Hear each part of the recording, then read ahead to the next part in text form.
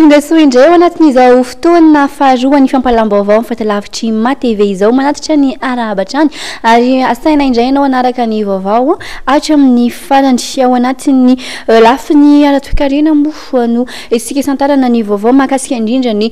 vidin'ny solika mofo na itapiakarana indray ny vidin'ny solika izay ka 50 ariary izany ho an'ny lasanty 70 ariary kosa ho an'ny solika fandrehitra ary 80 ariary izany fiakarana izany ho an'ny gazoil efa laza trano moa ireo mpandraharaha eo amin'ny sehatry ny solika fa tokony ampiarina ny vidin'ny tena izy na ny vérité des prix raha ny zava-misy amin'izao fotoana izao dia miroso kelikely amin'izany vérité des prix izany isika ary mbola isy ny fisondrotana manatraka raha ny fanadihadiana nataony Claudia Rassolson sy mamy Rasamuel ny alina teo na ankeo maraina ho an'ny toby fivarotana solika sasany dia vidin'ny solika vaovao no nampiarana ka nahitana fisondrotana 70 ariary isaky ny litatra ny lasantsy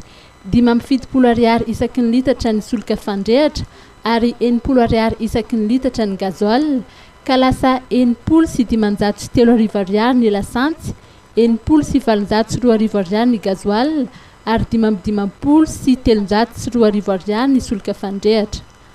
Samy manana ny heviny mahakasika izany fisondrotry ny vidin'ny solika izany moa ny rehetra fa ny ankamaroan'ny mpanjifa dia tsy nahalala izany fiakarabidy izany raha tsy efa teo amin'ny station. Za zao eto tonga saina teo ny minda le solika lafa solika ohatr'izao zao.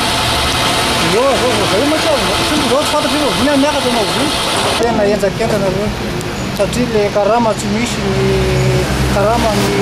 kosa tsy atao le santy miakatra dia tena matsapa mihitsy zay matsika hoe sahirana zay lohatra fa tsy tanay tsony zao zao zava-misy tsy naposy koa raha raha tena mazana dia izy toko zany hoe tsy hita tsy maintsy hihinana zay zava-misy ny fiatraika an'izay mikotra tao dia ianao zany tsy afaka hoe anombana be manahona nefa rehefa tratran'ny tsy azahoana tsy maintsy mivena na ambany raha le kosa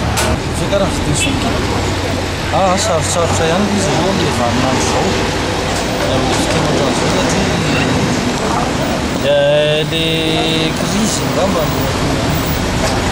tsy dia maharaka firy loatra dia ny tomobilina tsy dia lasa manao économie forcée ianao zay le tena olana fa ny vidiny tsy haiko hoe normal ve ny vidiny zay misy manararaotra tsy fantatra. Raha nanontaniana mahakasika ny fisondrotry ny vidin'ny solika izay ny ministry ny teti-bola sy ny fitantanam-bola Lantoniana Rassolson dia nanambara fa efa nampozina ihany izany fanitsina ny vidin'ny solika izany satria tsy misy ny fifandanjana amin'ny caisse de compensation mba anaovana ny fanetsenana na ny subvention ho an'ireo kompania solika. Ao anatin'ny teti-bola 424 raha ny voalazana dia misy ny teti-bola entina amatina ireo kompania solika. Miankina amin'ny gouvernemanta izay ho avy eo anefa ny famaritana ny sarany izany subvention izany. Raha tsy ahivina dia ny volana novambra 2017 no nisy ny fampiakaran'ny vidin'ny solika farany. Tato anatin'ny herintaona dia intelo izay no nisy ny fiakaran'ny vidin'ny solika raha ny fampatsiahivana izay noentiny filohan'ny vondron'ireo mpitantana tobi-tsolika na ny GPGLSS. Ny marge bénéficiaire an'ireo mpitantana station anefa dia tsy misy fisondrotana hatreto. Tamin'ny herintaona raha tsy ahivina dia efa nilaza ny ministry ny solika Marcel Bernard fa 500 ariary ny elanelana eo amin'ny vidin'ny lasantsy eny amin'ny toby pitinjara solika sy ny vidiny tokony ho izy. Voalaza fa isy ny fanitsiana miandalana ny vidin'ny solika.